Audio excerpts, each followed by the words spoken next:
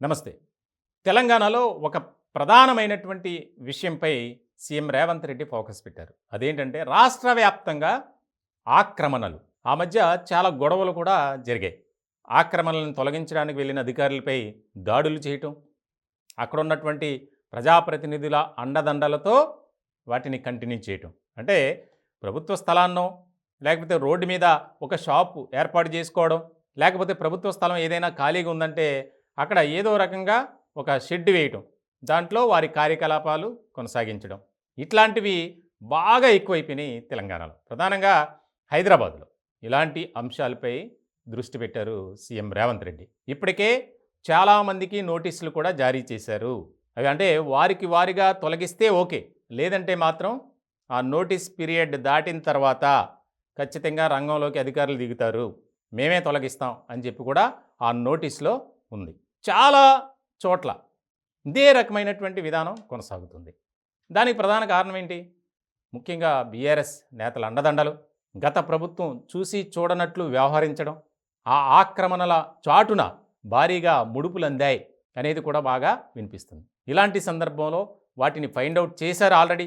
ఇంకా రాష్ట్ర వ్యాప్తంగా విలేజెస్లో కూడా ఇది ఎక్కువ ఉంది, వాటిని కూడా పరిశీలించండి, ఐడెంటిఫై చేయండి, వెంటనే వారికి నోటీస్ ఇవ్వండి అని సీఎం రేవంత్ రెడ్డి గారు దానిపై ఫోకస్ పెట్టినటువంటి సందర్భం. ఇదే ఎక్కువగా ఇప్పుడు చర్చ జరుగుతుంది. ఎందుకనంటే ఒక నాయకుడు ఎవరైనా వారికి తెలిసిన వారు ఉంటే ఆయన అండదండలతో ఖాళీ జాగా కనిపిస్తే చాలు అక్కడ ఏదో ఒకటి ఏర్పాటు చేసేయడం, దాంట్లో వాణిజ్య కార్యకలాపాలు రకరకాలుగా వారు వినియోగించుకుంటున్నారు. ఇలాంటి క్రమంలో ఇక ఇవేమీ కుదరవు, ఖచ్చితంగా వాటిని ఖాళీ చేసి ప్రభుత్వ స్థలం అయితే ప్రభుత్వానికి అప్పగించాలి, లేదంటే క్రిమినల్ చర్యలు తీసుకోవడానికైనా వెనుకాడవద్దు అని రేవంత్ రెడ్డి గారు నోటీసులు ఆదేశాలు జారీ చేశారట. ప్రధానంగా చాలా కీలకమైనటువంటి అంశం ఇది. ఎందుకనంటే అభివృద్ధి పరంగా ఎంతో చేయాలని గతంలో కూడా ఇటువంటి నిర్ణయం తీసుకున్నారు, కానీ రాజకీయ ఒత్తిళ్ళు ఎక్కడ చేయలేకపోయారు. అంటే నగరాలు తప్ప గ్రామాల్లో కానీ పట్టణాల్లో కానీ పెద్దగా జరగల. సో ఇప్పుడు మాత్రం రేవంత్ రెడ్డి గారు ఫుల్ ఫోకస్ పెట్టారు.